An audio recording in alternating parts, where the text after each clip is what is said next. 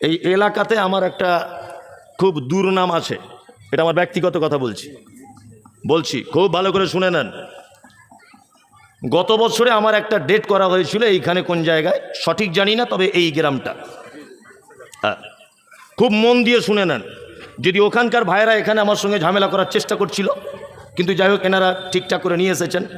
সঠিকটা বলে দিয়ে যাচ্ছি, এ কথার প্রমাণে রয়েছেন আপনাদের এই গ্রামেরই মনে হয় একজন বাসিন্দা আব্দুস সামাদ ভাই। জানেন তো, ইটাহার ওখানে থাকেন। এই টোটাল কথার উনি সাক্ষী আছেন, টোটাল কথার। আসসালামু আলাইকুম। ব্যাপার হচ্ছে এই সামান্য একটা জিনিসকে নিয়ে ডেট মানুষের মিস্টেক হতেই পারে। আমি অনুরোধ করব ওই নিজাম মাদ্রাসা কমিটির সেক্রেটারি আমার মুক্তার মামাকে এটা নিয়ে যেন কোনো অশান্তি না করে এবং মান সম্মানের হাত না দেয়, কারণ মান সম্মানের হাত দিলে আমার নুমানি গ্রামের সমস্ত লোকেরই একটা বদনাম হবে। টাকা মোজাহার মৌলভী আমাকে ফোন করে বলেছে, রেকর্ড করা আছে, যে 6,000 টাকা দিয়েছি, উনি 5,000 দিচ্ছে, হতে পারে কথার তারতম্য। এই টাকাটা আপনার দয়া করে ফেরত নিয়ে নেবেন, ফের আল্লাহ বাঁচাই, ফের নেবেন ওনার ডেট, ফের দিবেন উনি। হ্যাঁ, কাকে জোর কোনো করে কাজ করা যাবে না, কোনো সমস্যা নেই, কোনো সমস্যা নেই। আপনি এবছরে না আগামীর জন্য ডেট করুন, কিন্তু আপনার সঙ্গে তো আমার ব্যক্তিগত ঝামেলা নেই। যাই হোক, আর এই টোটাল ব্যাপারের সাক্ষী রয়েছেন এই গ্রামের একজন লোক, হালকা পায়ে একটু প্রতিবন্ধী। কেউ আছেন এরকম গ্রামে? একটু লক্ষ্য করে দেখুন, হালকা পায়ের দিক দিয়ে একটু প্রতিবন্ধী একজন আছেন, একটু মোটা করে লোকটা, বেশ শর্ট সাইজ, একটু মোটা, তাই না? ঠিক। আমাকে জলসার ডেট করা হয়েছিল। এখন এটা আপনারা সোশ্যাল মিডিয়া জানেন যে আমারও একটা নিজস্ব প্রতিষ্ঠান আছে, নিজস্ব বলতে কমিটির দ্বারা পরিচালিত। হঠাৎ করে আমার মাদ্রাসার কমিটির মানুষেরা আমি জলসায় চলে আসার কারণে তারা আমার অনুপস্থিতিতে এই একই ডেকে আমার মাদ্রাসার ডেটের সঙ্গে ডেট করে নিয়েছে, মানে এদের ডেট যেদিন সেদিন ডেট করে নিয়েছে। আমি 1 মাস আগে বলেছি মিনিমাম, আমার ড্রাইভার বসে আছে 1 মাস, যে ভাই আমি আপনাদের জলসায় যেতে পারছি না, আমাকে মাফ করুন, আমার মাদ্রাসা, তাছাড়া আমার চাকরিটাই চলে যাবে। ভালো করে বোঝার চেষ্টা করুন। এখানেও ফোনে যখন কথা শুনলো না, আমি এখান থেকে ডাকলাম যে ভাই আমি আজকে রায়গঞ্জে যাচ্ছি, আপনারা ইটাহারে আসুন। ইটাহারে 2-3 জন মানুষ গেছে। যাবার পরে আমি ব্যাপারটা বুঝিয়ে বললাম, আমার মাদ্রাসার হ্যান্ডবিলটাও দেখালাম, দেখুন ভাই একই ডেকে মিস্টেক হয়ে গেছে, কিছু করার নেই। আমি সেই মাদ্রাসা আমি আমার স্ত্রী চাকরি করি, আমাদের চাকরিটাই চলে যাবে, তা একটু আপনারা ম্যানেজ করে নেন ভাই। আর দরকার হলে আমি একটা ভালো বক্তা আপনাদেরকে ঠিক করে দিচ্ছি। অনেক রিকোয়েস্ট, হাতে পায়ে দুটো ধরতে বাকি। আব্দুস সামাদ সাহেব এখনো বেঁচে যদি থাকেন, ওনাকে ফোন লাগান, জিজ্ঞাসা করুন যে এই কথা মমতাজুল সাহেব বলেছিলেন কিনা। এই ঘটনা এই পর্যন্ত ওনারা শেষ কথা আমাকে বলেছিলেন ইটাহারে দাঁড়িয়ে, যে আপনি যদি না আসেন তাহলে এলাকায় এলে আপনাকে আমরা বুঝে নেব, এই ভাষাটাই। আমি তাও বলছি ভাই বুঝে নেবার কিছু নেই, আপনি একজন মুসলিম ভাই, আমিও ভাই, একটা মিস্টেক হয়েছে, কিছু করার নেই। 2 নম্বর কথা হচ্ছে, আমাকে 5,000 টাকা অ্যাডভান্স দেওয়া হয়েছিল। না 5,000, যাই হোক 5,000 টাকা আমাকে অ্যাডভান্স দেওয়া হয়েছিল। যিনি জলসার ডেট করেছিলেন ওনাকে টাকা সেই দিন ফেরত দিতে গেছে, উনি নেননি। তারপরেও মিনিমাম 5 থেকে 10 বার ফোন করেছি, ভাই টাকাটা ফেরত নেন। ওই মাওলানা সাহেব বলছেন আমি তো কমিটিতে একা নয়, আমি ফেরত নিতে পারবো না। নাম্বার 2, এই গ্রামের ওই লোকটা একটু হালকা প্রতিবন্ধী মানুষ, কলকাতা চিড়িয়াখানাতে আমি বেড়াতে গেছি পরিবার নিয়ে, ওনার সঙ্গে চিড়িয়াখানাতে দেখা। উনি আমাকে বলছেন আপনার নাম মমতাজুল ইসলাম? আমি বলছি জি হ্যাঁ মমতাজুল ইসলাম। তা বলছে আমাদের মাদ্রাসা আপনি জাননি, আমার যে দাওয়াত করেছিল ও কি রাজনৈতিক দলের সঙ্গে যুক্ত, আমার চাচতো ভাই নাকি বললো। আমি বললাম আলহামদুলিল্লাহ খুব ভালো ভাই, টাকাটা দিচ্ছে আপনি ফেরত নিয়ে যান। ও দাঁড়িয়ে ফোন করলো কমিটিকে, কমিটি তাও বললো যে না টাকা ফেরত নেবো না, আমাদেরকে অন্য একটা ডেট দিতে হবে। আজ থেকে 1 থেকে 1.5 মাস আগে আমাকে আবার ফোন করা হয়েছে যে নৌমনিয়া মাদ্রাসা থেকে বলছি আপনারা একটা ডেট দেন। আমি বললাম দেখুন এখন ডেট পাবেন না, সব ডেট বুকিং হয়ে গেছে, দয়া করে আপনাদের টাকাটা ফেরত নেন। ভাই কিভাবে দেবো বলুন? মিনিমাম 20 বার ফোন করেছি। যদি মনে করেন ফোনের রেকর্ডিং শোনাবো, তা আমার রেকর্ডিং করা আছে, তবে বার করতে অনেক দেরি হবে, কেন অনেক 1 বছর আগের রেকর্ডিং। আর যদি মনেন জ্যান্ত মানুষের প্রমাণ নেব, আব্দুস সামাদ ভাইকে নিয়ে আমাকে নিয়ে ওখানে চলুন। এইতে যদি আমার অন্যায় হয়, ভুল হয়, দয়া করে যারা ডেট করেছিলেন আমাকে ক্ষমার দৃষ্টিতে দেখবেন। এরপরেও আমার কোনো দোষ থাকতে পারে কিনা আপনারা বিবেচনা করতে পারেন। এটা হচ্ছে আসল ঘটনা। ভিতরের খবর কিছু না জানলে উপর থেকে অনেক কিছু ভাবা যায়।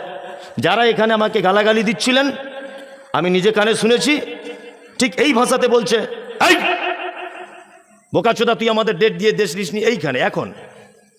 তা আমি আল্লাহকে এতটুকুই বলতে পারি, ও তো জানে না যে মুসাফিরের অবস্থায় থাকলে কি অবস্থা হয়।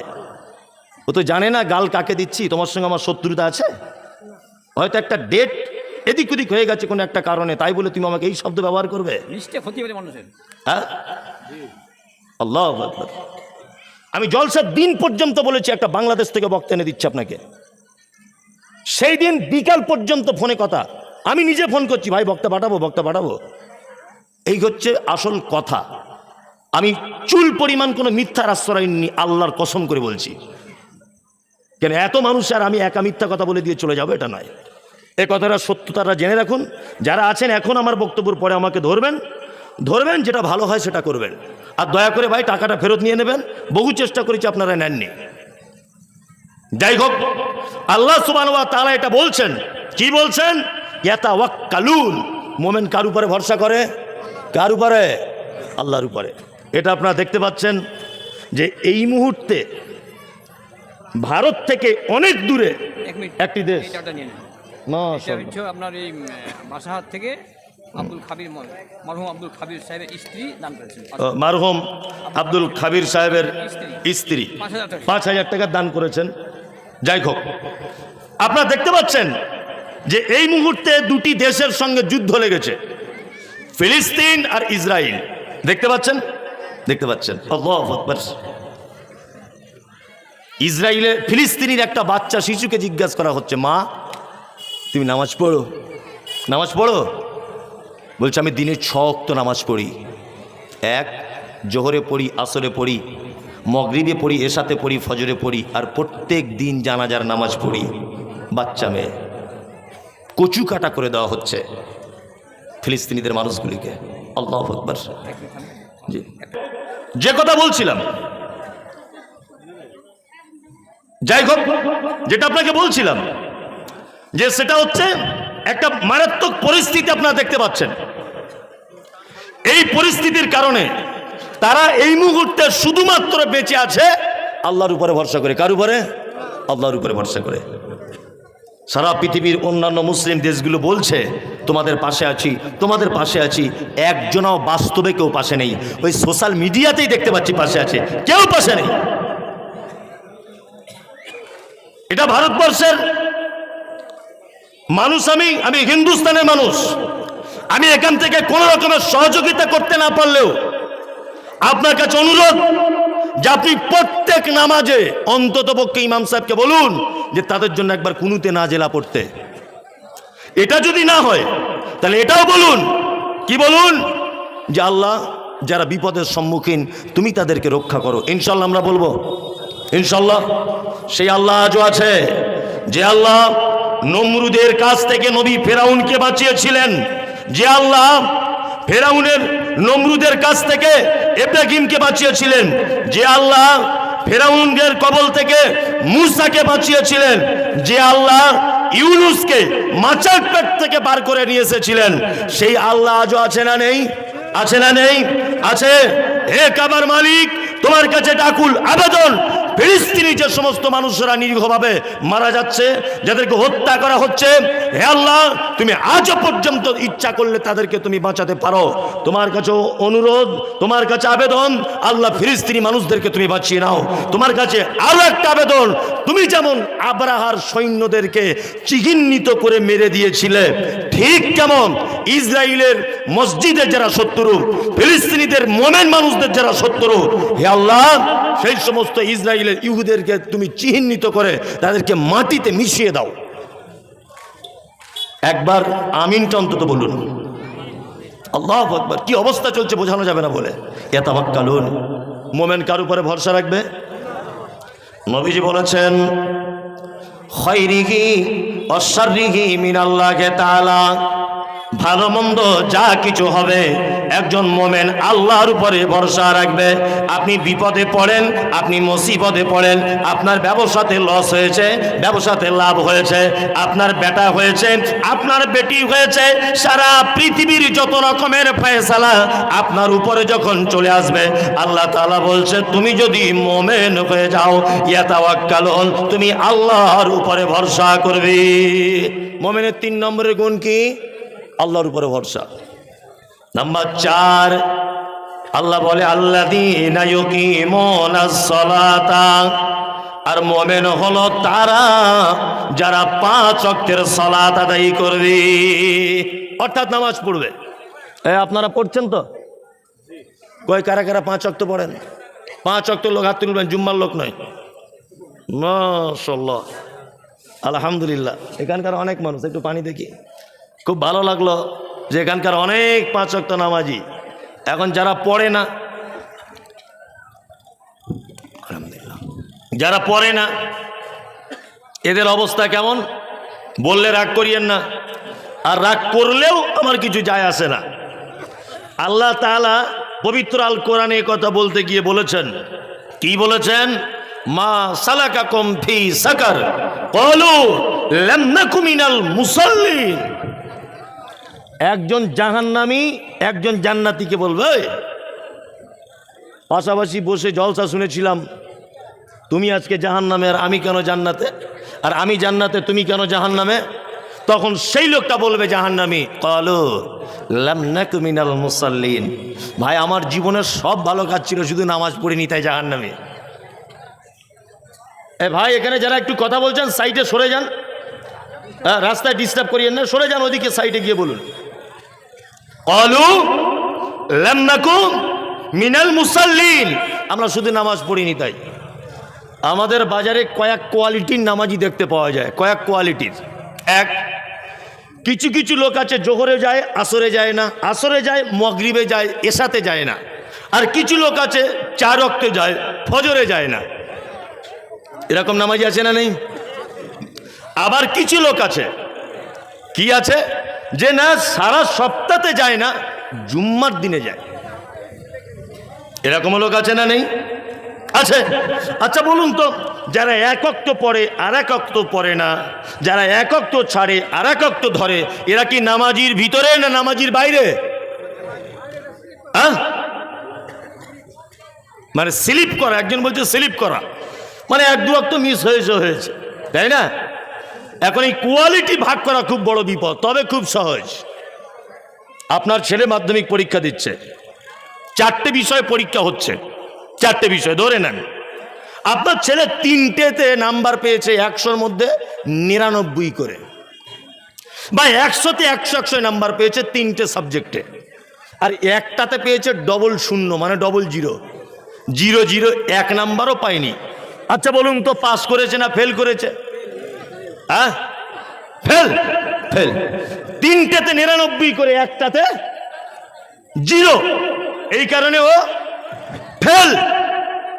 তা আমরা যারা শুধুমাত্র জোহরে পড়ি, শুধুমাত্র আসরে পড়ি, শুধুমাত্র মাগরিবে পড়ি, শুধুমাত্র জুম্মাতে পড়ি, আমরাও বেনামাজিদের অন্তর্ভুক্ত। আল্লাহ তাআলা বলেছেন কি, ফাওয়াইলুল লিল মুসাল্লিন, নামাজিদের জন্য দুর্ভোগ জাহান্নাম, আল্লাযীনা হুম আন সালাতিহিম সাহুন, যারা নামাজে অমনোযোগী, যারা নামাজে কি কোন রকমের এনার্জি কম, জোহরে যায় আসরে যায় না, আসরে যায় জোহরে যায় না, আল্লাহ বলছেন এদের জন্য জাহান্নাম রেডি করা আছে। এ মালিক, তুমি আমাদের সকলকে 5 ওয়াক্ত নামাজ পড়ার তৌফিক দান করো, আমিন। আল্লাযীনা ইউকিমুনাস সালাত ওয়া মিম্মা রাযাকনাহুম ইউনফিকুন। আল্লাহ তাআলা তারপরে বলছেন মুমিনের 5 নম্বরের গুণ। কি গুণ? মুমিন আল্লাহর রাস্তায় দান করে। কি করে? দান করে। এটা আদায়ের জলসা নয়, আদায়ের জলসা নয়। তারপরেও আপনাকে একটা চমৎকার হাদিস শুনিয়ে দিয়ে যাচ্ছি, শুনে রেখে দেন। যে জায়গাটায় আল্লাহ নবী সাল্লাল্লাহু আলাইহি ওয়াসাল্লামের কাছে কোরআন অবতীর্ণ হয়েছিল, ওই পাহাড়টির নাম হচ্ছে জাবালে নূর। পাহাড়টির নাম কি? জাবালে নূর। আর যে গুহাটার ভিতরে কোরআন অবতীর্ণ হয়েছে তার নাম দিয়েছে হীরা, গারে হীরা। হাজী সাহেবরা জানেন, আমি কিছুদিন আগে ঘুরে এসেছি, আশ্চর্য হই যে মক্কা থেকে পায়ে হেঁটে যদি যাওয়া হয়, পায়ে হেঁটে গেলে 1 ঘন্টারও বেশি রাস্তা। আর নিচে থেকে যদি উপরে ওঠা যায় পাহাড়ের ওই গুহাতে পৌঁছাতে টাইম লাগবে, খুব তেজালো পুরুষ মানুষ হলে 1.5 ঘন্টা। আমি একটা কথা ভাবি, নিচে থেকে দাঁড়িয়ে দাঁড়িয়ে উপরের মানুষগুলোকে দেখতে পাচ্ছি এইটুকুটুকু। আল্লাহু আকবার। আল্লাহর নবী নবুয়াত অর্থাৎ নবী হবার আগে ওই গুহাতে গিয়ে আল্লাহর ধ্যানে মগ্ন থাকতেন। খাবার পৌঁছে দিতেন কে? আম্মাজান খাদিজাতুল কুবরা রাদিয়াল্লাহু তাআলা আনহা। আল্লাহু আকবার। অজস্র বেঈমান মুশরিক শত্রুদের চোখ আড়াল করে দিয়ে একজন মহিলা খাদ্য পানীয় নিয়ে আস্তে আস্তে আস্তে আস্তে করে উঠে যেতেন সেই 2 ঘন্টার রাস্তা পাহাড়ের উপরে, যেটা একটা পুরুষ মানুষের পক্ষে সম্ভব নয়। খুব জেদি পুরুষ হলে সম্ভব, আমার পক্ষে তো সম্ভব হয়নি। আল্লাহু আকবার। আল্লাহ নবী সাল্লাল্লাহু আলাইহি ওয়াসাল্লাম একদা গাড়ি হীরার ভিতরে আছেন, হঠাৎ করে জিবরিল আমিন এসেছেন, আল্লাহ নবীকে জড়িয়ে ধরেছেন, জড়িয়ে ধরে বলছেন ইকরা, আপনি পড়ুন। আল্লাহ নবী সাল্লাল্লাহু আলাইহি ওয়াসাল্লাম বলছেন আমি তো পড়তে জানি না। আবার ছেড়ে দিলেন, আবার চেপে ধরলেন, পড়ুন। পড়তে জানি না। আবার ছেড়ে দিলেন, আবার চেপে ধরলেন, পড়ুন। পড়তে জানি না। তখন জিবরিল আমিন বলছেন ইকরা বিইসমি রাব্বিকাল্লাযী খলাক খলাকাল ইনসানা মিন আলাক ইকরা ওয়া রাব্বুকাল আকরাম আল্লাযী আল্লামা বিল কলম আল্লামাল ইনসান মা লাম ইয়ালাম। কোরআন অবতীর্ণ হলো। আল্লাহ নবী সাল্লাল্লাহু আলাইহি ওয়াসাল্লাম চলে এলেন খাদিজাতুল কুবরা রাদিয়াল্লাহু তাআলা আনহার কাছে, এসে বলছেন যে আমাকে একটা কম্বল দিয়ে জড়িয়ে দাও, আমি ভয় পাচ্ছি, আমি এত ভয় পাচ্ছি মনে হচ্ছে আমি আর বাঁচবো না। ঠক ঠক ঠক ঠক করে কাঁপছে। খাদিজা বারবার বলছেন আপনি বলুন ঘটনা কি? বলছে একটা মারাত্মক বড় লোক এলো, আমার সিনার সঙ্গে তার সিনার চাপ দিল, আমাকে পড়তে বলা হলো। আগে কোনোদিন এত মারাত্মক ঘটনা আমার সঙ্গে ঘটেনি, আমি মনে হয় আর বাঁচবো না। তখন আম্মাজান খাদিজাতুল কুবরা রাদিয়াল্লাহু তাআলা আনহা নবীজিকে সান্ত্বনার সুরে বলছেন মুহাম্মদ সাল্লাল্লাহু আলাইহি ওয়াসাল্লাম আপনি কোনো টেনশন করবেন না, আপনি চিন্তিত হবেন না, কারণ কোন শত্রু আপনার কোনো ক্ষতি করতে পারে না, কোন রকমের অনিষ্ট আপনার সংস্পর্শে আসতে পারে না, কারণ আপনি অনাথ অসহায়দের পাশে দাঁড়ান, আপনি বিধবাদের পাশে দাঁড়ান, আপনি এতিমদের পাশে দাঁড়ান, আপনি দুস্থদের পাশে দাঁড়ান, আপনি মিসকিনদের পাশে দাঁড়ান, আপনি ফকিরদের পাশে দাঁড়ান, আপনি আত্মীয়তার সম্পর্ক অটুট রাখেন, কখনো আপনার কোনো বিপদ হতে পারে না। এই ঘটনা থেকে শিক্ষা হলো এই যে অনাথ অসহায় গরিব এতিম ফকির এদের ব্যাপারে হাত লম্বা করে দিলে, এদেরকে সহযোগিতা করলে মানুষ বিপদে পড়ে না।